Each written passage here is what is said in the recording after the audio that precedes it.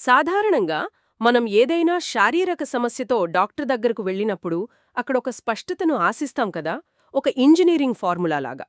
చెయ్యి విరిగితే ఎక్స్రే తీస్తారు, అందులో విరిగిన ఎముక స్పష్టంగా కనిపిస్తుంది. అవును. అప్పుడు డాక్టర్ ఆ ఎక్స్రే చూపిస్తూ ఇదిగో ఇక్కడే సమస్య ఉంది అని ఖచ్చితంగా చెబుతారు. దానికి మందులు కూడా ఇస్తారు. కరెక్ట్. మనకు కంటికి కనిపించే వాటిని చూస్తే సులభంగా అర్థం చేసుకోగలిగితే ఒక రకమైన భరోసా కలుగుతుంది. కాని అదే మానవ మనస్సు, దాని ఆలోచనలు, మనం రోజువారీగా ఎదుర్కొనే ఒత్తిడుల విషయానికి వస్తే ఆ ఎక్స్రే మెషీన్ పని చెయ్యదు కదా. ఖచ్చితంగా పనిచేయదు.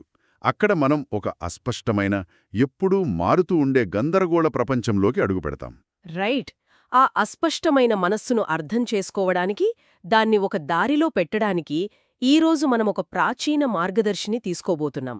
ఈ డీప్ డైవ్లో మనం 2500 సంవత్సరాల క్రితం నాటి బౌద్ధ గ్రంథమైన ధమ్మపదం గురించి విశ్లేషించబోతున్నాం. చాలా ఆసక్తికరమైన అంశం ఇది. మనం ఆచార్య బుద్ధరక్షిత, భిక్షు బోధి, అలాగే డాక్టర్ ఎస్ రాధాకృష్ణన్ గారి వ్యాఖ్యానాల ఆధారంగా ఈ చర్చ చేయబోతున్నాం. అవును.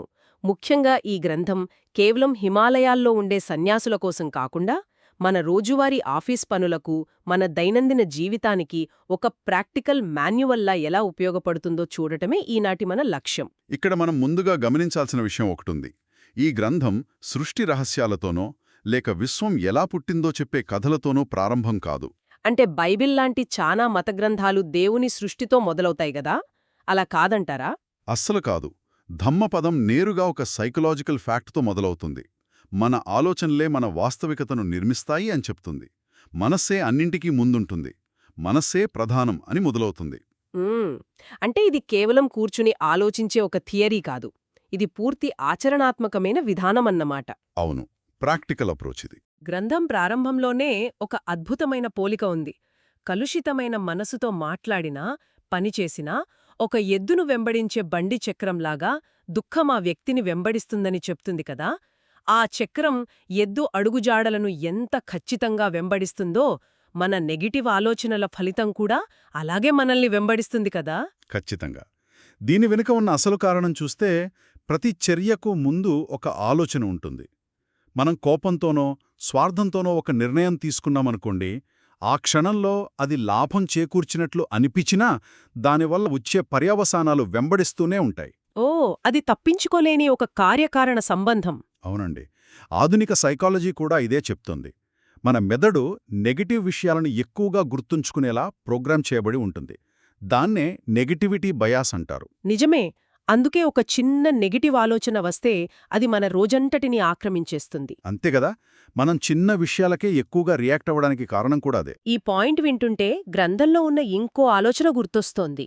దారి తప్పిన మనస్సు ఒక శత్రువు చేసే కీడు కంటే ఎక్కువ ప్రమాదకరమైనదని ఇందులో ప్రస్తావించారు.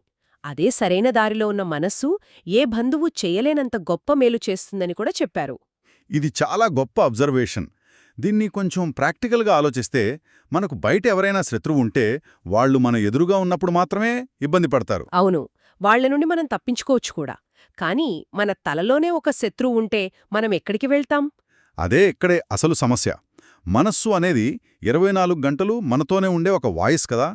ఉదాహరణకు, మనం పొద్దున్నే లేవగానే ఆఫీస్ నుండి ఏదైనా ఒక కఠినమైన ఈమెయిల్ చూస్తామనుకోండి. ఆ ఈమెయిల్ పంపిన వ్యక్తి అక్కడ లేకపోయినా మనస్సు దాన్ని పదే పదే చదువుతూ ఉంటుంది. కరెక్ట్. రకరకాల ఊహలు చేసుకుంటూ భయాన్ని లేదా కోపాన్ని మనమే సృష్టించుకుంటాం. అవును, మనం ఒంటరిగా ఉన్నప్పుడు, నిద్రపోయేటప్పుడు కూడా ఆ ఆలోచనలు హింసిస్తూనే ఉంటాయి.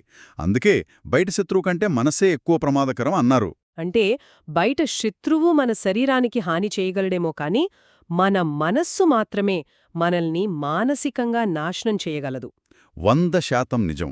అదేవిధంగా సరైన శిక్షణ ఉన్న మనస్సు కష్టకాలంలో ఎవ్వరు ఇవ్వలేనంత ధైర్యాన్నిస్తుంది. సరే, మనసు లోపలి ప్రపంచాన్ని ఎలా నిర్మిస్తుందో, అది ఎంత శక్తివంతమైనదో బాగా అర్థమైంది. కాని ఆ మనసు ఒంటరిగా ఉండదు గదా. అది నిరంతరం బయటి ప్రపంచంతో, తోటి మనుషులతో ఇంటరాక్ట్ అవుతూనే ఉండాలి. అవును, ఎప్పుడూ సమాజంతో సంబంధం పెట్టుకోవాల్సిందే. మరి ఆ మనసును సమాజంలో ఎలా ఉపయోగించాలి? ఈ గ్రంథం మనలోని ఆలోచనలను సమాజంతో మనం నిరిపే సంబంధాలతో ఎలా కలుపుతుంది అంటారు? భిక్షు బోధి తన పరిచయంలో ఈ విషయాన్ని చాలా స్పష్టంగా వివరించారు. ధమ్మపదంలోని మొదటి స్థాయి బోధనలు పూర్తిగా మానవ సంక్షేమంపై దృష్టి పెడతాయి. దీన్నే హ్యూమన్ వెల్బీయింగ్ అంటారు. అంటే ఇతరులతో శాంతియుతంగా జీవించటం, బాధ్యతలను నెరవేర్చటం లాంటివన్నమాట. కరెక్ట్. ఇవి మనం సమాజంలో ఎలా మనుగడ సాగించాలో నేర్పించే ప్రాథమిక నైతిక నియమాలు. ఇక్కడే నాకో చిన్న సందేహం వస్తుంది. ఈ నైతిక నియమాలు అంటే ఇతరులకు హాని చేయకూడదు, నిజం చెప్పాలి లాంటివి ప్రపంచంలోని దాదాపు అన్ని మతాలు చెబుతున్నవే కదా. చాలా మతాల్లో ఇవి కనిపిస్తాయి. సాధారణంగా ఇవి దేవుడు చూస్తున్నాడు, తప్పు చేస్తే నరకానికి పంపుతాడు అనే ఒక భయంతో ముడిపడి ఉంటాయి.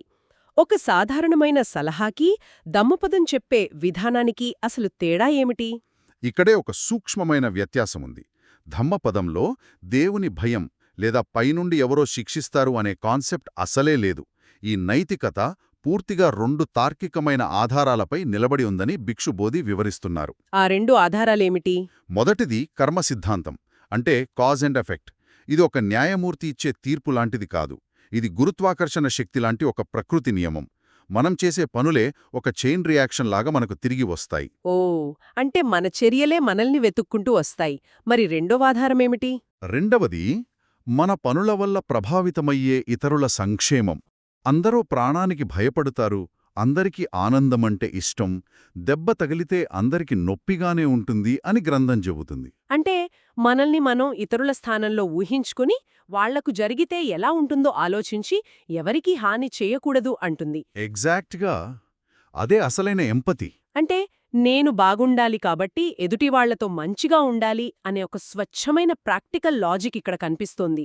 ఇది ఎలాంటి అంధవిశ్వాసం కాదు, పూర్తిగా ఆచరణాత్మకమైన విధానం. అవును, చాలా లాజికల్గా ఉంటుంది. సరే, సామాజిక సంబంధాల గురించి మాట్లాడుతున్నాం కాబట్టి అసలు ఆ సంబంధాలను రోజూ నాశనం చేసే అతిపెద్ద సమస్య గురించి మాట్లాడుకోవాలి. అదే కోపం కదా. అవును, ఆఫీస్లో అయినా ఇంట్లో అయినా మన ప్రశాంతతను దెబ్బతీసేది ఇదే. ధమ్మపదం కోపాన్ని ఎలా విశ్లేషించిందో చూస్తే ఆశ్చర్యం వేస్తుంది. నన్ను తిట్టారు, నన్ను కొట్టారు, నన్ను ఓడించారు అని ఎవరైతే పదే పదే మనసులో అనుకుంటారో వారిలో పగ ఎప్పటికీ చల్లారదు అని ఇందులోప వాక్యముంది. మనం రోజూ మన చుట్టూ, బహుశా మనలో కూడా చూసే లక్షణం ఇదే కదా. ఎవరైనా ఒక మాటంటే దాన్ని మనసులో 100 సార్లు రిప్లే చేసుకుంటూ ఉంటాం. అవును, దాన్ని వదల్లేమస్సలు. సైకాలజీలో దీన్ని రూమినేషన్ అంటారు. అంటే గతాన్ని పదే పదే నెమరువేసుకోవడం. మన ఈగో తనను తాను రక్షించుకోవడానికి నాకు అన్యాయం జరిగింది అని ఆ సంఘటనను సజీవంగా ఉంచుతుంది. కాని దానివల్ల అవతలివాళ్లకు జరిగే నష్టం శూన్యం. మన ప్రశాంతత మాత్రమే నాశనమవుతుంది కదా. ఖచ్చితంగా. అందుకే ఈ లోకంలో పగను పగతో ఎప్పటికీ జయించలేము. పగను కేవలం ప్రేమతో మాత్రమే జయించగలమని ఒక శాశ్వతమైన నియమాన్ని చెప్పారు. పగను పగతో జయించలేమో అనేది వినడానికి చాలా బాగుంటుంది. కాని గొడవ జరుగుతున్న ఆ క్షణంలో దీన్ని పాటించడమెలా? అది చాలా కష్టమైన పనే. ఈ విషయాన్ని వివరించడానికి గ్రంథంలో వాడిన ఉదాహరణలు చూస్తుంటే చాలా ఆసక్తికరంగా అనిపిస్తోంది. కాలుతున్న ఇనుపగుండును నిర్లక్ష్యంగా మింగడం అనే ఒక ఉదాహరణ ఉంది. అవును, ఆ ఇనుపగుండు ఉదాహరణ అద్భుతమైనది. దీన్ని మన రోజువారీ ఆఫీస్ జీవితానికి అప్లై చేసి చూద్దాం. మన ప్రాజెక్ట్ గురించి ఎవరైనా తప్పుగా మాట్లాడగానే విపరీతమైన కోపమొస్తుంది. వెంటనే ఒక ఘాటైన మెసేజ్ టైప్ చేసి పంపించేస్తాం కదా. అవును, అప్పుడు మనం మన కోపాన్ని అవతలి వాళ్లమీద విసిరే అస్త్రమని అనుకుంటాం. కాని ఈ ఇనుపుగుండు ఉదాహరణ ప్రకారం అది అస్త్రం కాదు, ముందుగా మన గొంతును కాల్చేసే నిప్పు లాంటిది కదా. 100% నిజం. ఆ కోపం అనే నిప్పు ముందుగా మన శరీరాన్ని, మన రక్తపోటును పెంచుతుంది. ఆ తర్వాత మన కెరియర్ను, సంబంధాలను దహించేస్తుంది. అలాగే గ్రంథంలో అదుపు తప్పి వేగంగా వెళ్తున్న రథాన్ని ఆపగలిగే సారథి గురించి కూడా చెప్పారు కదా. అది కూడా అంతే ప్రాక్టికల్గా ఉంటుంది. అవును, కోపం రావడమనేది మనిషి సహజ స్వభావం. అదొక వేగంగా వెళ్లే రథం లాంటిది. దాన్ని పూర్తిగా ఆపడం ఎవరివల్లా కాదు. అంటే కోపం రాకుండా ఆపలేమో, కాని అదుపు చేయగలమంటారు. కరెక్ట్. ఎవరైతే ఆ రథం కళ్ళేలను గట్టిగా పట్టుకుని దాన్ని ఎటు తీసుకెళ్లాలో అదుపు చేయగలుగుతారో వారే నిజమైన సారథి. కోపం వచ్చినప్పుడు ప్రతిస్పందించడానికి, ఆలోచించి జవాబివ్వడానికి మధ్య ఉన్న ఆ చిన్న గ్యాప్ను మెయింటైన్ చేయడమే ఆ కళ్ళేలు పట్టుకోవడం. మిగతా వాళ్ళు కేవలం ఆ రథంలో కూర్చుని అది ఎటు తీసుకెళ్తే అటు వెళ్లే ప్రయాణికులు మాత్రమే అన్నమాట. ఎగ్జాక్ట్గా చెప్పారు. కాని గొడవ పడుతున్నప్పుడు మనం మన తప్పులను అస్సలు చూడం కదా. ఎప్పుడూ ఎదుటివాళ్లనే బ్లేమ్ చేస్తాం. ఆ పరిస్థితుల్లో ఇలా నిగ్రహంగా ఉండటం చాలా కష్టం కదా. అందుకే గ్రంథంలో ఇంకొక అద్భుతమైన పోలికను చెప్పారు.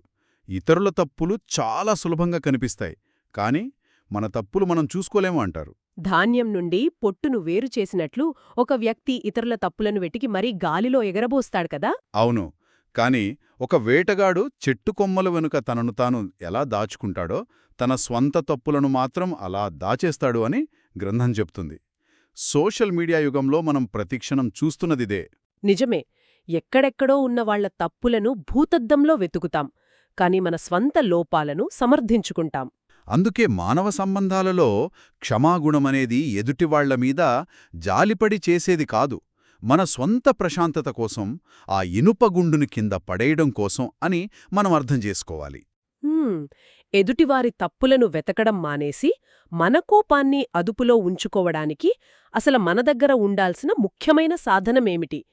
దీన్ని ధమ్మపదం అప్రమత్తత లేదా అప్పమాద అని పిలుస్తోంది కదా. అవును, అప్రమత్తత.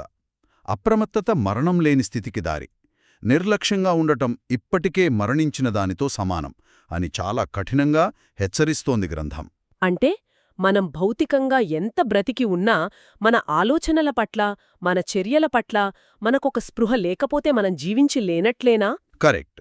చాప్టర్ 21 నుండి తీసుకుంటే, చిన్న ఆనందాలను వదులుకొని పెద్ద ఆనందాలను పొందే విజ్ఞత అప్రమత్తత వల్లే సాధ్యమని చెబుతుంది. అంటే రేపటి కెరియర్ కోసం ఈరోజు మొబైల్ చూస్తూ టైంపాస్ చేసే చిన్న ఆనందాన్ని వదులుకోవడం లాంటిది కదా. అవును, ఇక్కడ నిర్లక్ష్యమంటే ఏదో ఉద్దేశపూర్వకంగా చేసే తప్పు కాదు. మనిషి మెదడు సహజంగానే శక్తిని ఆదా చేయడానికి ఆటోపైలట్ మోడ్లో పనిచేస్తోంది. అంటే సులభంగా దొరికే డోపమైన్కు, సోషల్ మీడియా నోటిఫికేషన్లకు ఆకర్షితమవ్వడం లాంటివి. ఎగ్జాక్ట్గా. ఆ ఆటోపైలట్ లూప్లో పడిపోవడమే మరణంతో సమానమైన స్థితి. దాన్ని ఛేదించాలంటే ఎరుకతో కూడిన అప్రమత్తత కావాలి. అయితే ఇక్కడొక ముఖ్యమైన ప్రశ్న. ఎప్పుడు అప్రమత్తంగా ఉండటం, నా ఆలోచన ఎటు వెళుతోందో అని నిరంతరం గమనిస్తూ ఉండటమంటే అదొక రకమైన ఆందోళన కాదా?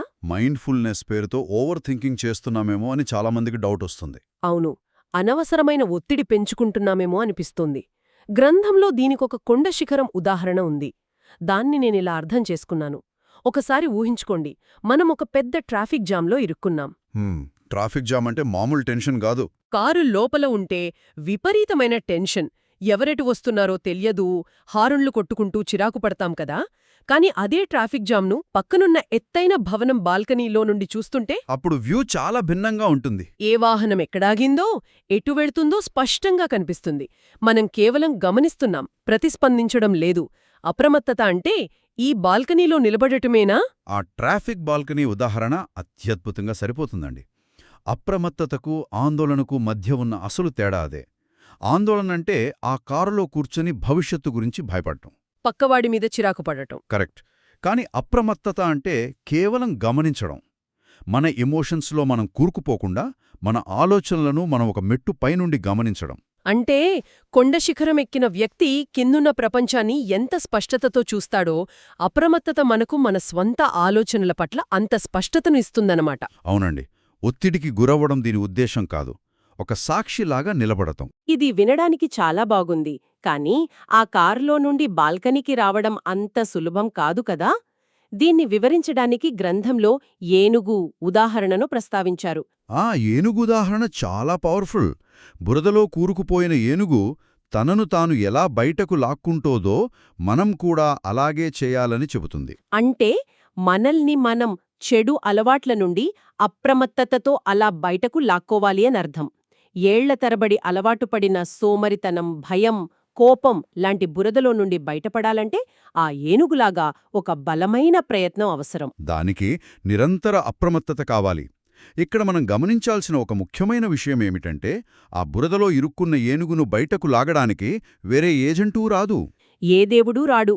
దాని బలమంతా ఉపయోగించి దాన్ని అదే బయటకు లాక్కోవాలి కదా. ఖచ్చితంగా. ధమ్మపదం మొత్తం చెప్పే ఫిలాసఫీ ఇదే. ఎవరికి వారే రక్షకులు.